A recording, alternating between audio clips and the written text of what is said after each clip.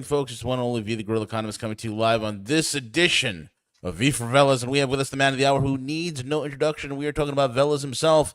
He's going to be breaking down the latest and behind-the-scenes information, so keep it locked and loaded right here. You can find him over at roguenews.com, roguenews.com. And with that being said, also, folks, check out the live stream, and the Discord. That's what I meant to say. I apologize, a long week. And with that being said, Veles, how are you, buddy? How's it going? I'm good, my friend. How are you doing? Hanging in there, man. I can't complain. You know, lots of things going on. So, where do you want to take us? On things dealing with blackmail and so with hey, you're cutting in and out. I don't know if it's you or me. Am I okay now? Yeah, you're good. Okay. So, hello, everybody. Welcome again to another Veles program. And following my program today will be John Singleton, so please be sure to catch John. First item is a retraction from last week. I've become aware of the sources I used for my comments last week about evidence from the artist Prince being used in the Diddy trial was disinformation. So my apologies on that error. As soon as I became aware of it, and my thanks to a listener who pointed it out, I posted a notice on Discord and wanted to say as much here. Obviously, there's a lot of disinformation out there, and sometimes these things do get through. So, appetizers, humor. There was a joke posted on X by the Babylon Bee who said Elon Musk is leaving the job of making government more efficient for something easier like sending humans to Mars. One of the other stories that's out there is that perhaps his recreational use has gotten out of control. We'll see. Luddites. For those of you familiar with the term, it applied to those in the 19th century opposed to mechanization of the textile industry during the Industrial Revolution. Since that time, it's become a generic term for anyone opposed to technological change. In our contemporary time, I would offer the following consideration. Perhaps not opposition to technological change in and of itself, but what that change may create. Before he began building homemade bombs, that's what Ted Kaczynski's graduate paper was focused upon. A broad generalization, but mechanization of factories was a function of reducing wage growth and keeping the toiling masses toiling. Said another way, economic scarcity, debt, and obligation to the state and one's employer. Technology now is increasing forms of slavery, if not checked, or at least not observed. The Four Parts of America. A listener sent me a link to a talk by Richard Minator on YouTube, who's well worth your time. It's about an hour, and he's interviewed by two folks from Britain who host a program called Trigonometry. Many of their guests are people you may not have heard of, and they cover a wide range of topics. In this interview, at least, everyone was cool, calm, and collected without yelling or sound bites we've become accustomed to. Minator is an American investigative journalist and author who writes on national security and foreign policy. The net of the conversation is that the United States founding history, there are four philosophies or histories of what he calls utopian ideas at the founding of the country. These four utopias are at odds with one another throughout U.S. history. They mimic the migrations of various losing groups or ideas in British history who could not survive if they stayed in Britain. He makes a fascinating comment to the interviewers by saying the United States, in a cultural sense, is Britain's past. A loose parallel would be Creole French in Louisiana and French citizens in Quebec in Canada as time capsules of French history. He also speaks to people who feel isolated in their traditional environments, seeking something close enough to give them a sense of security. He feels this is why people are returning to the Catholic Church, seeking Latin masses, the surge in the interest in orthodoxy, and similar. He speaks about the pervasiveness of social isolation among all groups and ideologies in Europe and the United States. What he called the dictatorship of the small screen or the smartphone. Technology is not enough. People need more than a phone app. This is interesting, as similar was stated in the book on the dangers of the pharmaceutical industry relative to drugs modifying mood. This would be the book Lost Connections by Johann Hari. Minator speaks to a form of nihilism people feel by seeing images on their phones of people who are doing better or feeling better. They want to be like those people, and in many situations they're turning to religion. One other point of many he makes is accountability. This goes directly to several things we've raised the last few months, what Minator calls a battle between the accountable and the unaccountable worlds. This goes to the content I presented recently about striving for excellence or results versus several years of people saying don't bother doing that. Minotaur discusses how the accountable class, people who live for results, are strongly pushing back. This helps to explain the recent acceptance of the government pushing back on academia and DOGE reviews of federal agencies. The rogue worldview involves many more layers and control, especially among the apex elites, than Minotaur's talk. However, as an understanding of U.S. cultural history and the groups who can be manipulated by apex elites, this talk is excellent and worth a listen. And V, when you have a moment, if you can take the link I sent you and post that for everybody. Thomas Sowell, a jingle from Sowell recently, who articulates the shift we see taking place in academia in the post-DEI world. He said academia, but also technocrats, only care about the intention of their various grand strategies. Even if it should fail, it's what matters to them is you tried to provide affordable housing or healthcare or enable immigration or a long list of other things. To oversimplify, you wrote a paper, even though it was provably wrong, it still attempted to break new ground in critical research, who's a far cry from results-based, outcome-based, accountability-based thinking. How John Boyd is like Patrick Ryan. The following will apply in today's content, who is heavily influenced by the writings of Patrick Ryan. A little refresh. Colonel John Boyd was considered one of the most brilliant tacticians in the U.S. military. The backstory says he resisted being promoted to a one-star or brigadier general to avoid being denied the ability to do real work. Boyd is the guy who was able to fight through the bureaucracy of the Pentagon and achieve the building of a single-role fighter we know as the F-16. This rather than the military's constant focus on making every aircraft both a fighter and a bomber. When he was literally dying in a hospital bed, General Schwarzkopf sent an aide to Boyd to create one last battle plan. This was the left hook plan used in the 1991 Gulf War. When it comes to physical warfare, or what they call kinetic, few people can hold a candle to John Boyd's tactics. I've now come to the following conclusion. When it comes to who John Boyd was when it came to kinetic warfare analysis, Patrick Ryan is his counterpart when it comes to hidden forms of conflict. We've got a lot we're going to cover today, especially about the things that Patrick's been writing about. Data centers. Though an appetizer for today's program, it'll figure prominently later. First up from Private Equity Hub, the news from Europe is data center growth and expansion of existing assets continues. This versus some hesitation in the U.S. market over the last few months. In the case of some data centers in Germany, it includes a new indoor air technology who's more efficient and will help reduce data center costs. On a related note, data center power consumption. From Technocracy News, the U.S. data center power consumption has now reached 415 terawatt hours. This means when it comes to power consumption, the U.S. has surged past China in power consumption for data centers. In a strange twist, the monitoring of data center power consumption is being used to gauge the degree of success your country has in leveraging AI. This is funny as it reminds me during the Cold War, the CIA used to evaluate countries by their production of sulfuric acid. Why? Because of its use in the steel and metals production industries. They evaluated national success based on how much steel you were producing. Someone forgot to tell them it wasn't the late 1800s anymore. So now success is based on power consumption via data centers dedicated to AI. Haven't we been discussing concerns about the environment the last 20 years? Oh well. The International Energy Agency, or IEA, just published a report on AI activity globally. Some takeaways include the fact that in some U.S. states, data center power consumption is now rivaling steel plants. Please note my earlier comment. 6 U.S. states consume 10% of the entire state's power production for AI data centers. In Ireland, AI data centers consume 20% of the country's power production. That would be 1/5.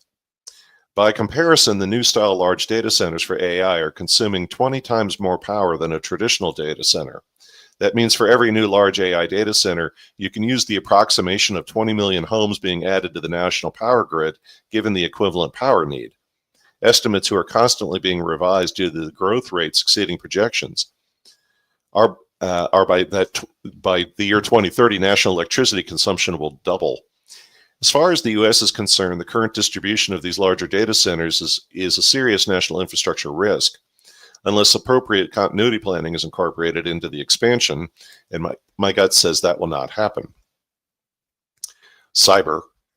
Along with private equity interest in data center builds in Europe are also purchases and investments in Europe of cybersecurity firms, especially those who in the lingo of the PE community can, quote, scale across borders, unquote. We'll discuss throughout today the contributing factors for that reality as well. So moving into our main course items. Recalling Patrick Ryan's blackmail inflation narrative, blackmail, loosely said, ages and needs to be refreshed. When networks who produce blackmail, for example, Epstein or P. Diddy, are destroyed, the blackmail they produced loses value over time, and you also have no new blackmail. We must remember there's a blackmail between elites and among elites in the same groups. This is far different than the degree they would care should the public know what they know. If you were to look through Jeff Epstein's personal address book, more than 3/4 of the names in there are people few of us know. Trust me, I have a copy. However, there are certain topics that would inflame the public across political or ideological lines. You and our rogue audience know outside of some local politicians, neither political party exists as a functioning organization in the United States. Likewise, what really are the dividing lines between liberals and conservatives these days? Much like the 1980s, it's probably economics-based more than social issues, and with some exceptions. We've discussed on prior programs the danger the elite would feel if self-described individuals on either side find common ground. Case in point, the average person's view on the harm to children. That one's pretty universal, regardless of party or ideology. The last thing the elites ever want to live through is the public finding common ground against them. The comedian Cat Williams has described the Donald as a gangster in the international environment. He also says the United States is a gangster internationally, and that's certainly the case right now. Just ask anyone who's attended a public White House sit-down where Donald puts all your dirty laundry on TV monitors and asks you to explain yourself. Behind door number 2, we have him smacking around Zelensky from Ukraine on live TV. Now more than ever, I'm of the belief that Donald has been doing this across the board and frequently where we can't see it. What do I mean? Well, the brutal reality of the international environment and the way things go down. There have been rumors out there about what I'm about to say, and it's not pretty. Whether you like or hate the guy, it's not about him. It's about who he's working for in the system itself. We must assume, given the degree to which all major intelligence agencies buy information. Bear with me. We must assume the degree to which all major intelligence agencies buy information from one another and historical patterns of elites, recall my comments on prior shows about purple files, and the general nastiness of elites, they know a lot about each other. They have to, it just is. Likewise, I've shared with you the bars and hangouts in Washington, D.C., where you can overhear conversations among people from certain communities who speak freely about what they know to be true, even if the public thinks it's a rumor. To say it bluntly, the world's elites know about the history of the London Corporation, Davos, the real reasons for World War I and World War II, JFK, Reagan's attempted assassination, Oklahoma City, and the list goes on. They know the real truths more than your average peasant globally. Again, to them, it just is. However, what would happen if the average person became aware of certain facts? When the movie JFK came out in the early 1990s, the public was so jacked up, Congress had to hold hearings. They had to modify the Assassination Records Review Board and similar organizations. Even if every person involved in Congress truly had no idea what really happened, they still had to do something. The public was angry and wanted answers. And all it took was one movie who frankly was partially true and partially disinformation. It served its purpose, though. Now, what would happen if even greater disclosure occurred around Jeff Epstein, JFK, RFK, MLK, Marilyn Monroe, Oklahoma City, 9/11, and the incident with the USS Liberty, just for starters? The public would lose their minds. Elites might not care, but the public would. Pardon the snarky comment. The public would lose it in part because having their fears proven true would shake them from the lies that let them sleep at night. It's a hypothesis, but I'm growing in my belief all the focus on the various files of Epstein and JFK and other things the administration did prior to and following the election was by design. It was to put a variety of parties globally, including our friends in the Levant, on notice. They were put on notice the whole thing's going to be dumped on the American people and the world unless you either pay us or give us what we want. That's where the gangster-like shakedown element of my prior comment comes into play. A lot of publicity around various unknowns regarding files and data, investigations, what Doge was up to, the list goes on, scare the heck out of certain parties internationally. I'll say this out loud as well. If various prior administrations have been paid or received kickbacks on various things, there's no way this one is unique. It's just this time it's not about selling U.S. military secrets to China or whomever. It's straight up an international shakedown of various international players to pay money, make concessions, and allow certain things to occur internationally. Otherwise, the photos of you with farm animals hits the New York Times, X, and Fox News. It's not just international either.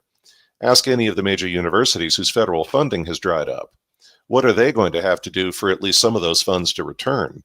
Will they make ideological changes, contributions to things the administration desires? What exactly? Patrick's Army. Speaking of Patrick Ryan, one of his chat pages, a follower of his, said the following I found interesting. To quote, "The information spiritual warfare online has gotten so ridiculous I find it easier to not even try to figure out what the F is going on. Dozens of narratives flying around on YouTube alone. Things like end times eschatology, UFOs and ETs coming to either save or end the planet, ascension to four-dimensional consciousness, new age hippie garbage, AGI is going to kill us all or it'll give us a work-free utopia. Suspecting all of these narratives are equally wrong. Finding clarity in this environment and seeing past the hype doom cycle is the only way to avoid madness. The psyops just get more ridiculous over time," unquote. This person's post certainly matches what I've been pointing out at least for a year regarding the volume as well as content of disinformation in social media. Bear with me just a moment.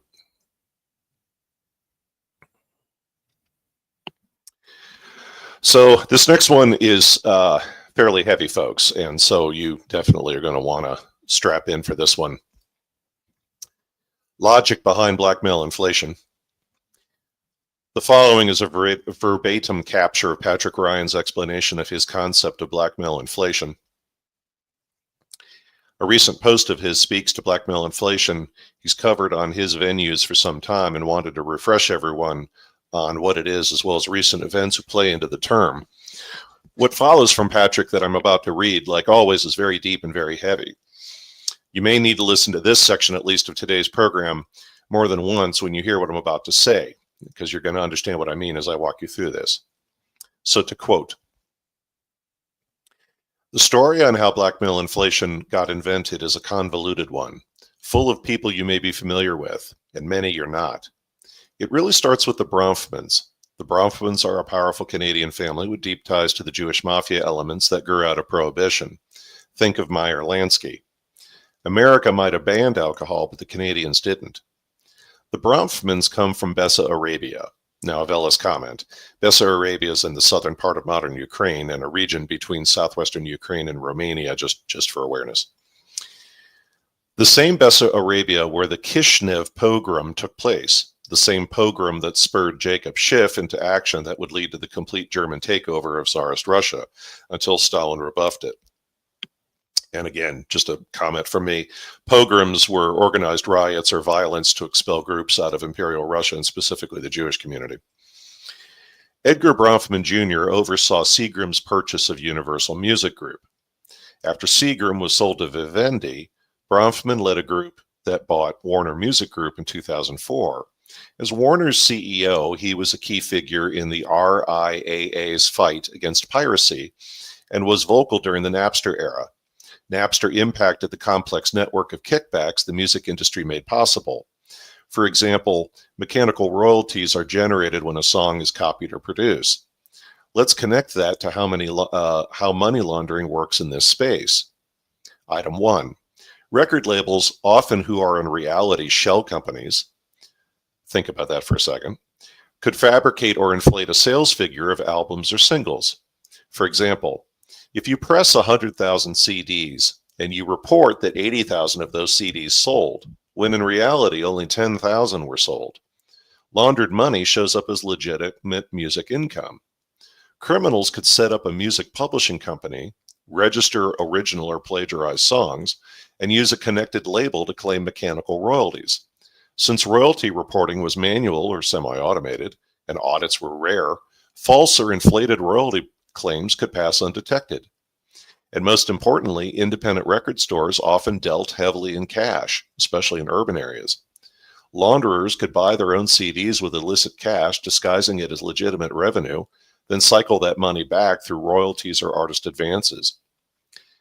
Napster and music piracy in general significantly disrupted money laundering operations, and only those in the game knew it. This is a lens you must keep in mind when looking at things like Sean Puffy Combs' trial. The Bronfmans are involved in all kinds of shady stuff. For example, they even have overlap with Julian Assange.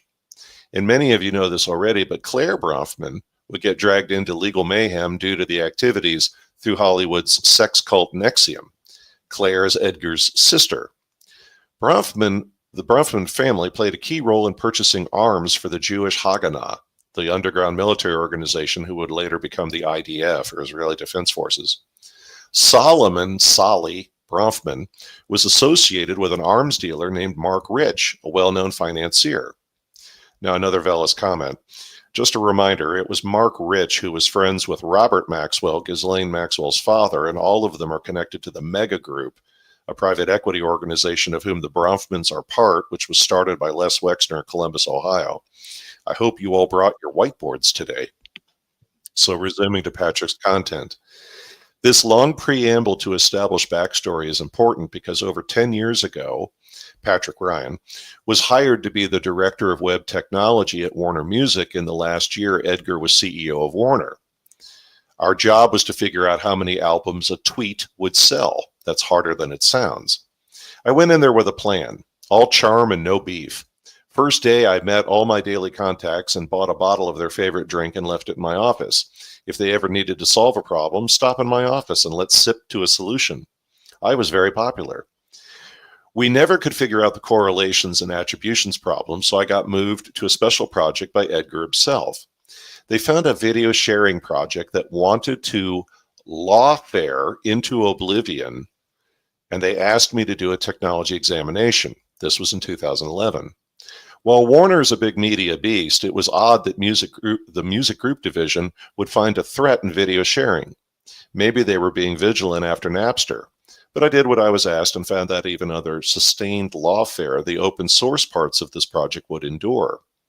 When presenting my findings, I was told, "You can't talk to Edgar that way," and I was fired a week later. Then my boss was fired. Then half the company was fired. And Edgar gave up his controlling position at a $1 billion loss.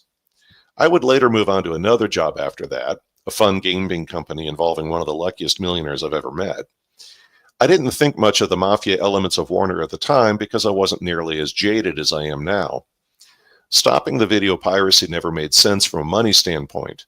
To the music industry, music videos are just line items in a promotion budget. They aren't intellectual property that yields a net. Then Claire got busted in the blackmail ring, and it all made sense. They were afraid of the blackmail videos going uncontrollably viral through channels they couldn't easily squash. There are all kinds of problems with this that are not so obvious, so let's explore. The first item is blackmail needs to be exclusively held. If it ends up in the hands of people, then those people will try to shake down the blackmailed target. This results in lots of problems for all involved and often becomes violent. The second is that blackmail, once expended, has significantly reduced value. The threat of revealing it is more powerful than actually revealing it. Just ask the FBI about this because they're still holding on to all of Epstein's compromising material. The third is not so obvious, and I'm not confident this was understood at the time, but it's about inflation.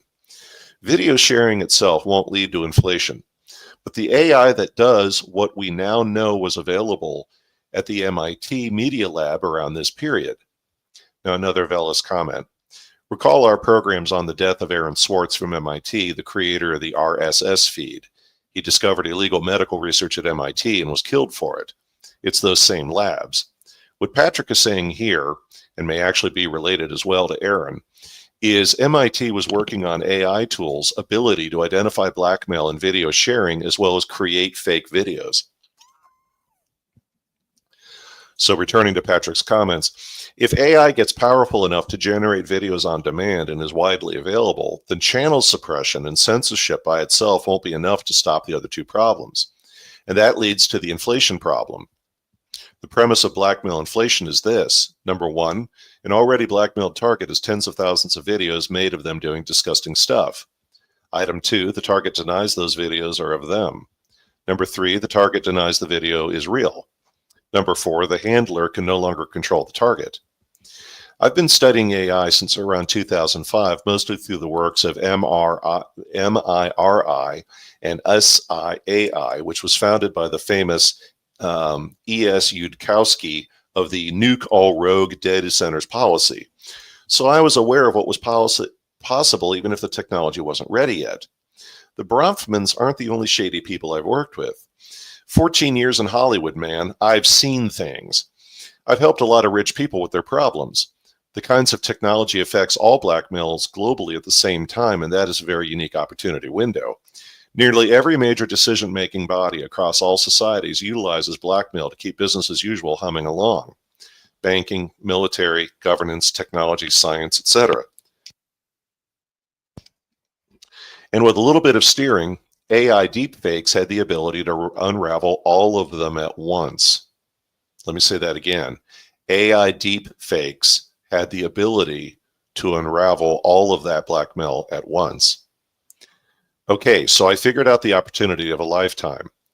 Blow out all of the world's blackmail at the same time. Now, Veles comment. If any of you remember the final scene in Fight Club where they blow up all the credit card data centers, this is kind of what Patrick's talking about. So returning to his comments, that's not a thing you can iterate on. That's an all-in move that cannot really be undone. Even pursuing this course of action will get you killed. That means it's really important to plan out all the contingencies and evolution before you do a single action. The death of blackmail to many seems like a get-out-of-jail-free card, allowing pedophiles to walk. That's first-order confusion. Look deeper to see how untrue it is. The blackmailed are aggressively protected, but if the blackmail fails, these people are no longer protected, which means all kinds of pent-up vendettas they've accumulated from their powerful position can be finally unleashed upon them. For those pursuing justice and closure, you're probably never going to get that through any serious court system because these people own those too. You'll just have to settle for these people getting picked off one at a time once their protections are eliminated. Another Veles comment. I've said for some time it felt like we're going to have a lot of assassinations, some of whom look like accidents and others are obvious. My last show where I delved into all the private airplane problems we seem to be having. Just this week, Brendan O'Connell started going off on folks he thinks are dead person walking. I'm not saying he's right, but that theme is out there.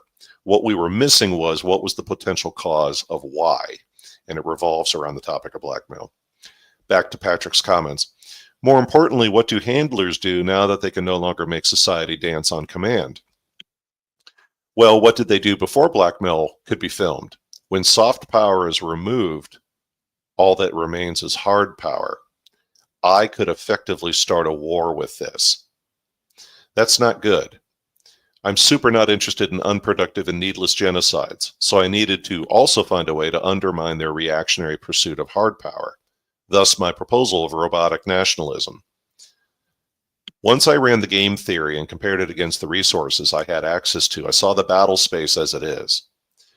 We're going to come back to battle space. All I needed was one domino to get the party started. Depending on how stupid the handlers are being right now, we may or may not get around to that domino. The death of Virginia Giuffre basically ensured the recent Trump-Qatari play. Look at all the people with Trump in Saudi Arabia. All of them control massive GPU and data center capacity.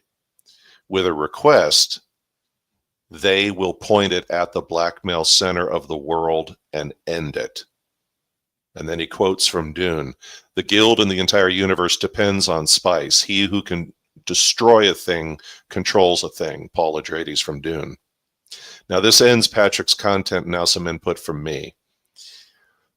There's a lot in what I just commented from Patrick Ryan. In fact, avoiding any possible conflicts in their views, one could merge with what I just said from Patrick, add in a few other folks as well as Tom Luongo, and we might actually achieve grand theory, or for the layperson, a theory of everything, or at least for the last 10 years. I'm oversimplifying, yet the patterns and the data go well beyond what Patrick alone is saying, especially his use of the phrase battle space. as his use of the term is spot on.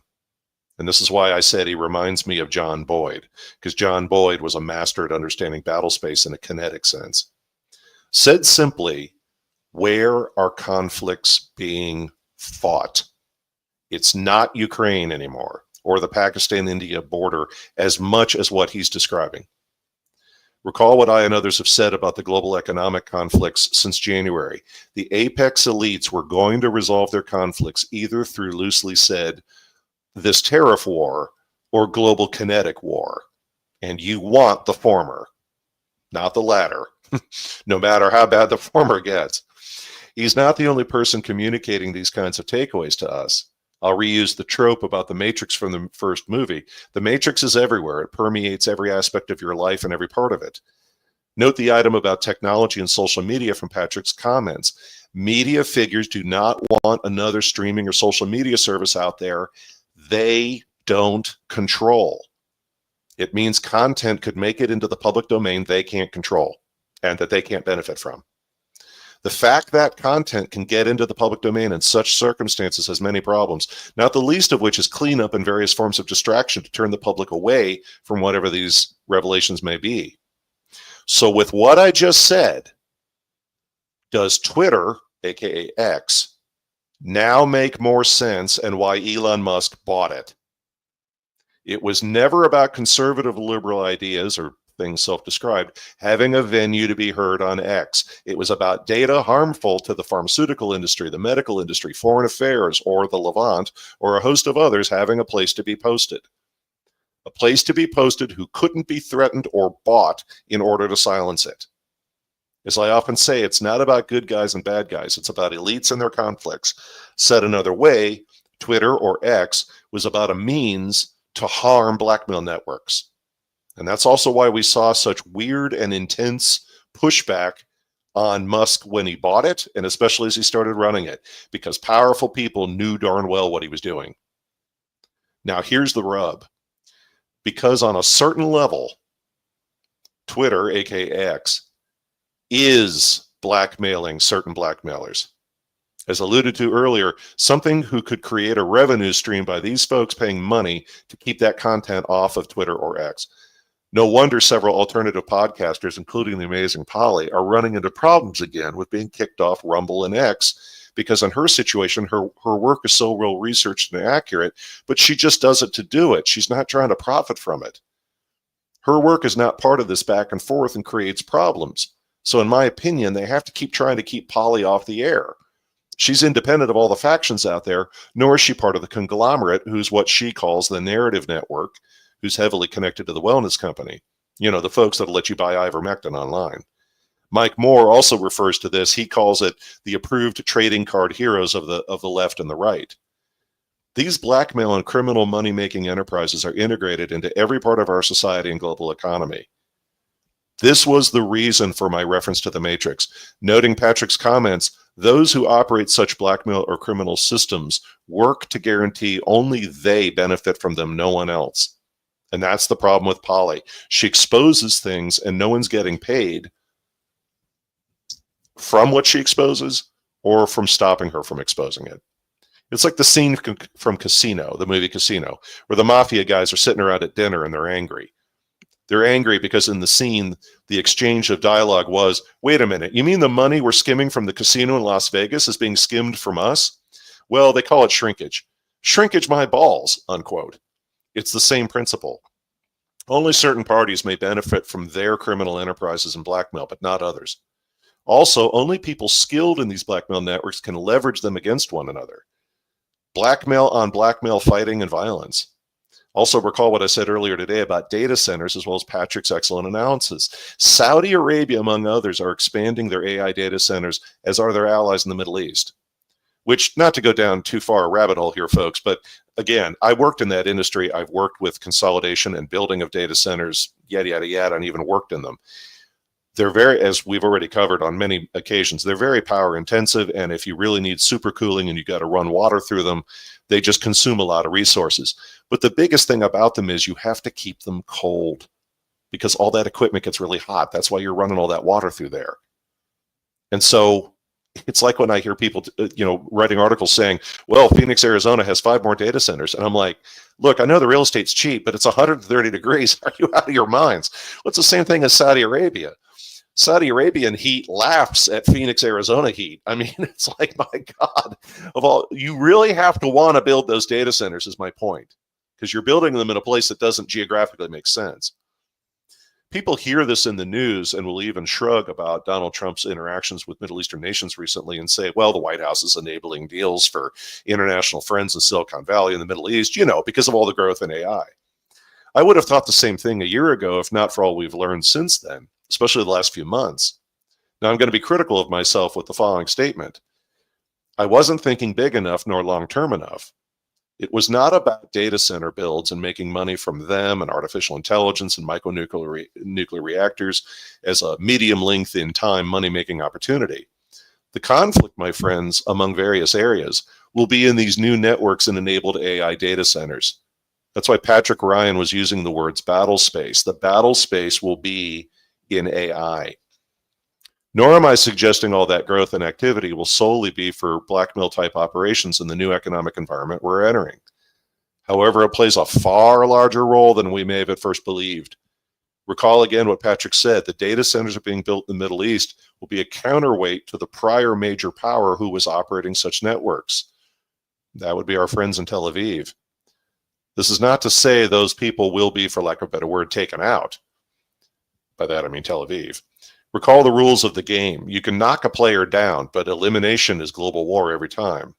But it may mean parity through blackmail networks of that country and fast entry of the U.S. and certain Middle Eastern countries and others in a more organized way than what we had previously. Recall various sources in the public domain and my own comments about the godlike power of the NSA data center in Utah. The ability of that data center, among its many, many capabilities, in predictive modeling of individuals and countries based on various criteria is mind-blowing and godlike. What if that kind of capability is now weaponized by the U.S. and various allies at scale? Note again what I said earlier in today's program. Germany and Ireland, among others, are consuming immense amount of power while at the same time expanding their data center footprints. I mean, seriously, does the commercial sector really need that? Or is it because the EU sees where things are going following the Ukraine conflict and they're trying to catch up? In the author Neil Stephenson book, In the Diamond Age, the book focused on a future where conflict was based on natural evolution of nanite technology. Global conflict was based on who had it, who was developing better versions of it, who could use it more creatively. I think we may be witnessing that same narrative, but it's AI rather than nanites, at least for now. Blackmail is more than entertainers, politicians, and senior executives. It's the people in the current presidential administration blackmailing other blackmailers to their own ends. Does that make the world a better place for you and me? Well, who knows, but it's why we at Rogue report on these sorts of things. If there's an angle from which you can benefit, I'm sure you folks will find it. It's also the reason why the current FBI director and counterpart appeared on Fox News recently, as well as yesterday, to state Jeff Epstein killed himself. It's a pure and simple message. It's a message that statements like that will continue as long as the money, the favors, or the goals of the administration continue to occur. Otherwise, those same people are going to return on the air and tell the truth labeled as, oh, we have new revelations. Bear with me just a moment.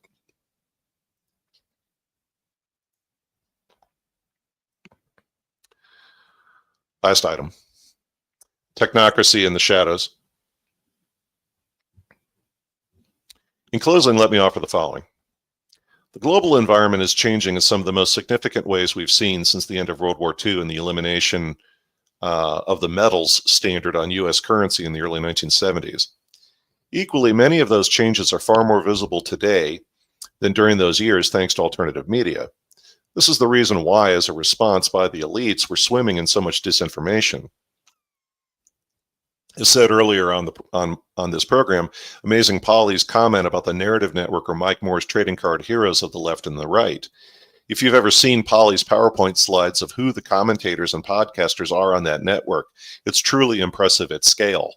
You really do need to zoom in because there's so many of them. Tim Pool among them. At the same time, we must remind ourselves of the global elite, and especially the apex elites among them, always play the long game, at least 2 generations ahead at a minimum in their planning. Their goals may fail, but they always have their goals, and they always profit from them, not just financially, even if they fall short of the mark. This is where technocracy rears its ugly head again. When we see the border essentially being closed and a portion of foreign nationals who are in the U.S. being sent back to their countries of origin, that's not a conservative or liberal reality. That's a step by the elite towards new goals. What do I mean? Consider outcomes more than what's said on the news, or to use the old trope, follow the money. Recall also what I said several programs ago about the border. Within days, the entire federal agencies who either wouldn't or couldn't address the challenges with immigration swung into action overnight. Federal marshals and the FBI arrested the most violent criminal gangs operating in the United States, or at least many of their members. That not only says a lot about how those agencies can turn on a dime if they need to, but also the time required to plan such things properly. The only way that planning took place was during Joe Biden's administration, not the Donald. Will Veles, that was the doing of the White Hats. Really, have you considered bridge real estate in Manhattan? It was always the plan, folks. Drive up the problem to social pain levels and then solve the problem from the perspective of border closures and deportations. However, what has been taking place on the back end, few are paying attention to. Silicon Valley and related firms have been working on a streamlined series of proposals for new IT systems to improve immigration and border management.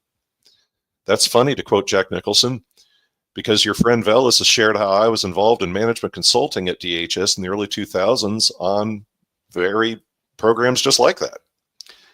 How could we issue millions of intelligent ID cards to folks already in or considering coming into the U.S. to work here? It took them some time, folks, but they sure look like they're going to attempt this again.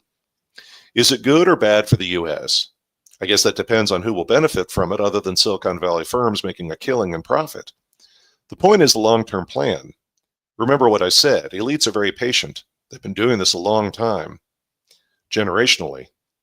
By the way, sidebar, Trump's vice president in his first administration was who? Mike Pence from Indiana. And Mike was connected to who? The pharmaceutical industry. They've owned him for years. What occurred during Donald's first administration? The COOF. Who's Donald's current VP? It's J.D. Vance. J.D. Vance works with who frequently? Silicon Valley. Notice the pattern? To me, DOGE is looking more and more like a beta project to confirm which areas of government can be moved to the private sector. Will such moves, if they happen, be more efficient and effective? Well, probably. Is it good for the public at large? Well, that's not the point. The point is that's what the elites want, because they'll still working on their goals since the 1800s of global labor, how to use it, how to keep costs down, and what the whole that whole problem of national borders. That's only the beginning. But you know, based on everything I've said today, a real good way to launch such an effort is you need really well-built and smart data centers who can manage those types of systems and scale at will to the size required. You'd also need to rebuild power grids and the availability of micronuclear reactors to power it all. But you know, that's all just a crazy wingnut conspiracy, and the universe is riding on the back of a turtle. I yield the floor, V. Great stuff, fellas. Great as usual. Do you want me to play that clip? The best breakdown of America you never heard, or save it? No. That's okay. And I posted it in the YouTube chat. Perfect. All right. I want to thank all you guys for listening in. We'll be back next week. And folks, enjoy your weekends. John Singleton is up next. Cheers, everybody.